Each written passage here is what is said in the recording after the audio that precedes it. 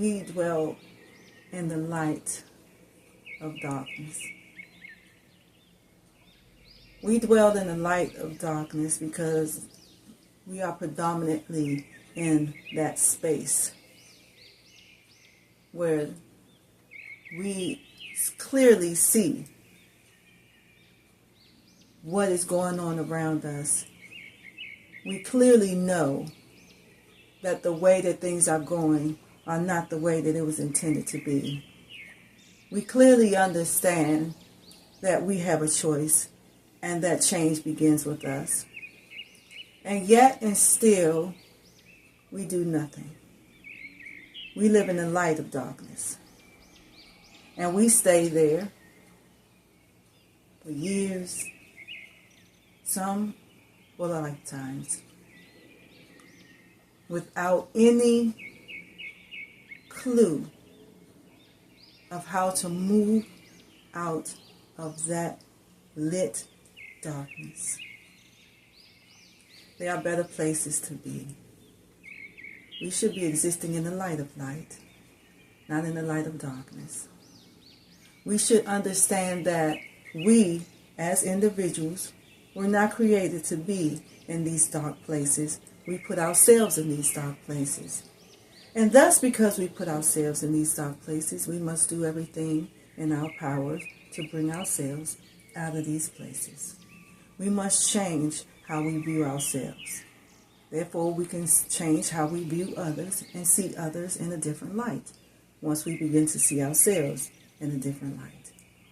We must change how we interact with ourselves. Therefore, we can change how we interact with others. Because once we start seeing the worth and value in ourselves, we'll start seeing it in other people. Therefore, we will treat people better because we know how to treat ourselves and we know how we would like to be treated. We must do better. We must live in a state of integrity. What do you do when no one else is watching? We mustn't lie, steal, cheat. We must live in a state of integrity. Those things right there are very unbefitting for the character. And the longer you do those things, the longer those things will mold you and build your character into just that. Liars, cheaters, and thieves. There's no more integrity with being a liar, a cheater, or a thief. So we must change the way that we interact when no one is watching. Because that there is what shapes our character. Because that's what we do the most. What we can get away with when no one else is watching. See, when there's eyes on you, we tend to act a certain way, speak a certain way, be a certain way. But when no one is watching, the true you is revealed. So therefore, if we change who we are in the darkness or out of the sight of individuals, of people, of the crowd, then we ourselves will become better people. Our characters will have more integrity associated with it. We can look at ourselves and have more pride and dignity because of who we are, not because of who we hide behind. That gives you no pride. It gives you no dignity. It's a false image.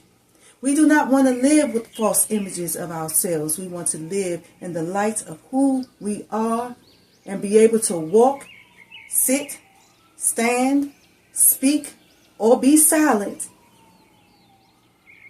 in the wholeness of that, knowing that you are intact and that you're proud of who you are, what you are, and what you will become.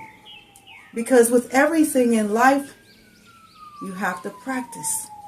The more you do it, the better you get at it, and the more it becomes a part of your everyday. Hands on. Hands on. So we must be conscious about the things that we do and the things that we say. More when there's no one watching.